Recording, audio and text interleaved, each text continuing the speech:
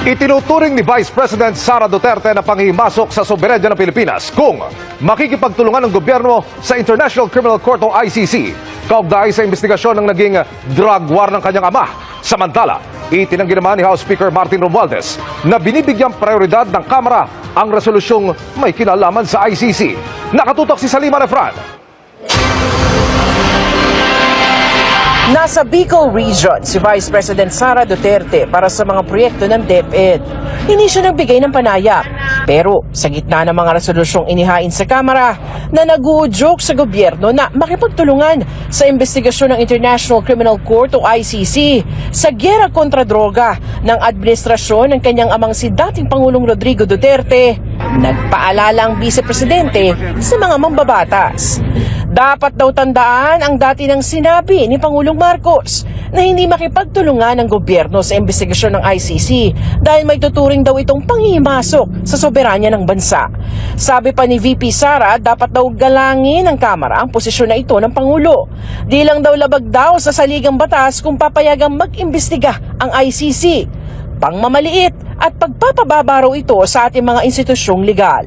Si House Speaker Martin Romualdez sinalag naman ang umano'y mga spekulasyon na binibigyang prioridad ng Kamara ang resolusyong may kinalaman sa ICC. Ano man daw ang maging desisyon ng Kamara sa mga resolusyon, refleksyon daw ito ng nais ng mga miyembro ng mababang kapulungan. This is the sense of the House of Representatives. There were a succession of resolutions that are being filed, and of course, as a matter of course, we have to read out, these bills or resolutions, and we have to act upon the same. And we have to be sensitive and responsive to the mga hinain po ng ating mga kongresista. Si Justice Secretary Jesus Crispin Remulla lilinawin naman sa Malacanang kung ano na nga ba ang paninindigan ng bansa sa usapin ng ICC. Yan daw ay para malaman ang susunod na hakbang sakaling isulong ng Kamara ang resolusyon. Ang resolution sa House kasi tells us to work with the ICC. Pero ang first question is, why will we work with the ICC now that we are no longer members of the ICC? Di ba? Yun ang tanong eh. I intend to seek out the Executive Secretary tomorrow just to be able to make sure that we're on the same page on this matter.